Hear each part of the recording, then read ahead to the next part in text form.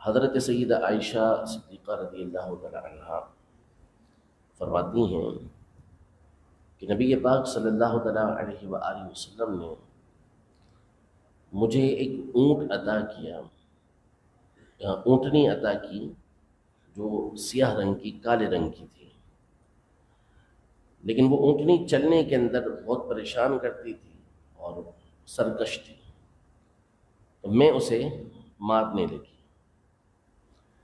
نبی پاک صلی اللہ تعالیٰ علیہ وآلہ وسلم تشریف لائے اور اس اونٹنی پر اپنا مبارک ہاتھ پھیرا، اس کے لیے دعا کی، اور حضرت عائشہ رضی اللہ تعالیٰ عنہا سے فرمایا کہ اے عائشہ، اس پر سوار ہو جاؤ اور نرمی کو اختیار کرو، سوار ہو جاؤ، نرمی کو اختیار کرو۔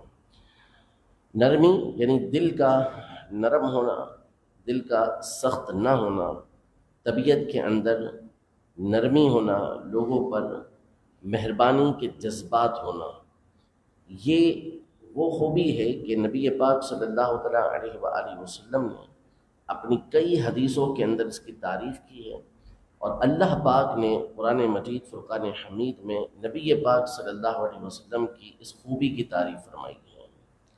حضرت عائشہ رضی اللہ تعالیٰ عنہا فرماتی ہیں کہ نبی پاک صلی اللہ علیہ وسلم نے ارشاد فرمایا کہ اے عائشہ، نرمی کو اختیار کرو، نرم طبیعت کو اختیار کرو، کیونکہ اللہ پاک جب کسی گھر والوں کے ساتھ بھلائی کا ارادہ فرماتا ہے تو ان کو نرم طبیعت عطا فرماتا ہے، نرمی عطا فرماتا ہے، یعنی نرم طبیعت اللہ پاک ان کو عطا فرماتا ہے، دل کے اندر نرمی ان کے ہوتی ہے، لوگوں کے لیے بھلائی کے جذبات ہوتے ہیں۔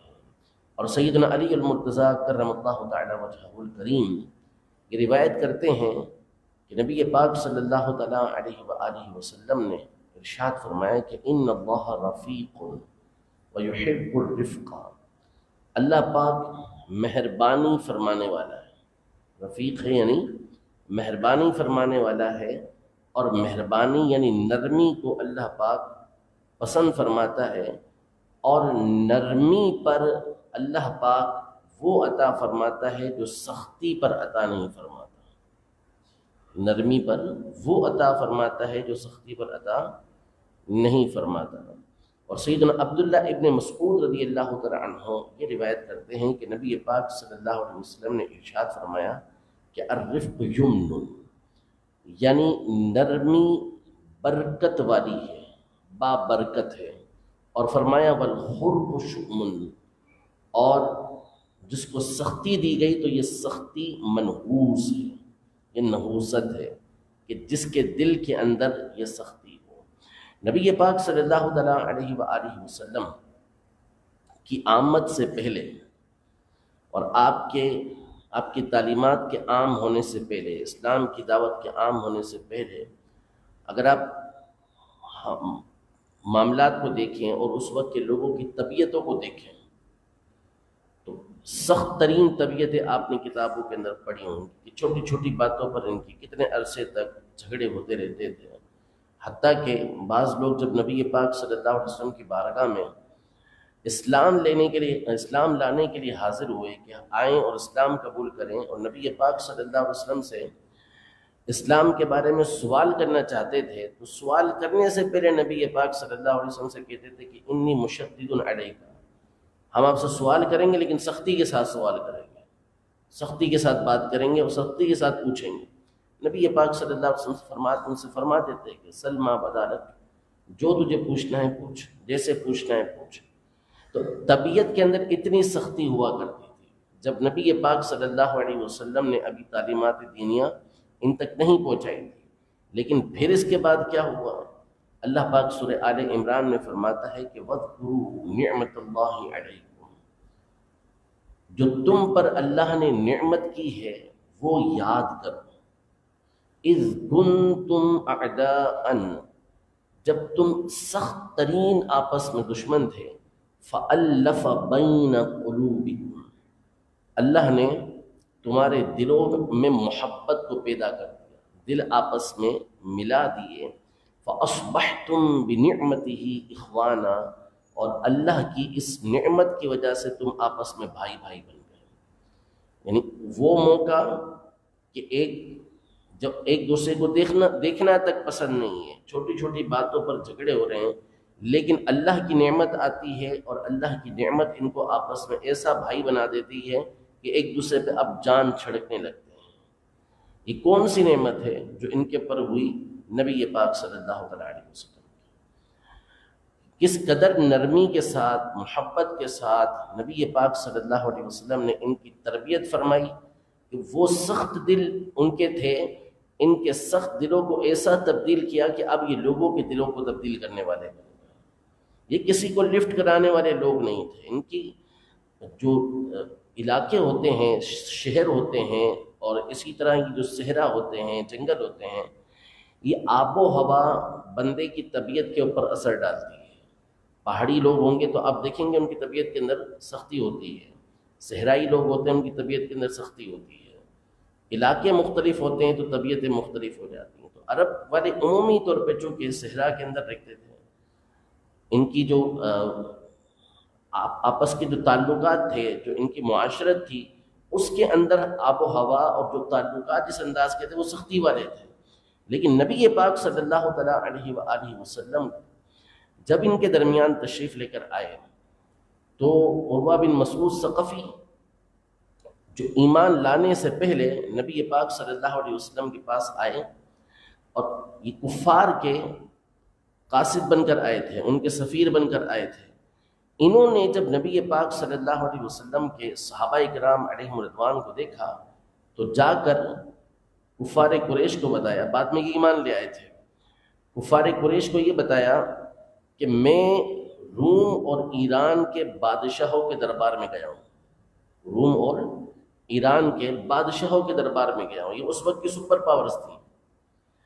ان کے دربار میں گیا ہوں، نہ ان کے بادشاہوں کو میں نے دیکھا ہے کہ ان کے جو درباری ہوتے ہیں، ان کے ساتھی ہوتے ہیں، کسی کو بھی اپنے بادشاہ کی، اپنے سردار کی وہ تعظیم کرتے ہوئے نہیں دیکھا جو محمد صلی اللہ علیہ وسلم کے صحابہ ان کی تعظیم کرتے ہیں. وہ ان کے وضو کے پانی کے قطروں کو نیچے نہیں آنے دیتے. وہ اگر اپنے منہ مبارک سے تھوک پھینکیں تو وہ تھوک کو نیچے نہیں آنے دیتے. وہ پروانوں کی طرح ان کے گرد گھوم رہے ہوتے ہیں. تو میں نے کسی کو بھی ایسی تعظیم کرتے ہوئے کسی کی بھی نہیں دیکھا. یہ کیا تھا؟ قرآن مجید فرقان حمید میں اللہ پاک ارشاد فرماتا ہے فَبِمَا رَحْمَةٍ مِّنَ اللَّهِ لِنْتَ لَهُمْ، کہ اے محبوب آپ اللہ کی رحمت سے ان کے لیے بڑے نرم ہو گئے. اللہ کی رحمت سے ان کے لیے بڑے نرم ہیں. وَلَوْ كُنْتَ فَظًّا غَلِيظَ الْقَلْبِ لَانفَضُّوا مِنْ حَوْلِكَ. یہ جو پروانے آپ کے گرد گھوم رہے ہیں، فرمایا کہ اگر آپ طبیعت کے سخت ہوتے ہیں، زبان کی سختی ہوتی، تو یہ جو آپ کے گرد لوگ ہیں لَانفَضُّوا مِنْ حَوْلِكَ آپ سے دور ہو جاتے، آپ کے ارد گرد سے چھٹ جاتے. لیکن آپ چونکہ اللہ کی رحمت سے بڑے نرم ہیں تو یہ آپ کے ارد گرد گھوم رہے ہوتے ہیں. ایک مثال علماء دیتے ہیں نبی پاک صلی اللہ علیہ وسلم کی ذہانت کی، کہ جس کے اندر ذہانت ہوگی، سمجھدار ہوگا، اس کی طبیعت میں نرمی ہوگی. جس کے اندر سمجھداری ہوگی اس کی طبیعت کے اندر نرمی ہوگی. سختی کے ساتھ کبھی بھی کوئی شخص کسی کو ٹھیک نہیں کر سکتا. توڑ تو سکتا ہے، اس کو ٹھیک نہیں کر سکتا. اگر ایک کلاس کے اندر 30 کے 30 بچے ہوں اور 30 بچے ہوں اور سارے کے سارے ایک نمبر کے شرارتی ہوں، سارے شرارتی ہوں، کوئی ٹیچر اس کے اندر ایسا آتا ہے کہ جو اپنے ٹیچنگ کے ذریعے، اپنے طریقہ کار کے ذریعے ان تمام کو بالکل بدل کے رکھ دیتا ہے. سب بہترین ہو جاتے ہیں، چاہے پڑھائی کے اعتبار سے ہوں، چاہے اخلاق کے اعتبار سے ہوں. وہ ایک سال کے اندر ان کی ساری کیفیت کو بدل دیتا ہے. تو ایسے ٹیچر کے بارے میں کیا کہا جائے گا؟ سب کہیں گے کہ اس کی اسکول کے اندر کوئی مثال نہیں ہے. جو اس کی کلاس کے اندر آتا ہے یہ اس کی طبیعت کو بالکل تبدیل کر کے رکھ دیتا ہے. اس کی وہ تربیت کرتا ہے کہ جو کہیں اور نہیں ہوتی. علماء فرماتے ہیں کہ یہ اس کی ذہانت کی دلیل ہے کہ سمجھداری کے ساتھ، بردباری کے ساتھ، نرمی کے ساتھ یہ بچوں کی طبیعت کو بدل رہا ہے، جن کو بدلنا آسان ہے.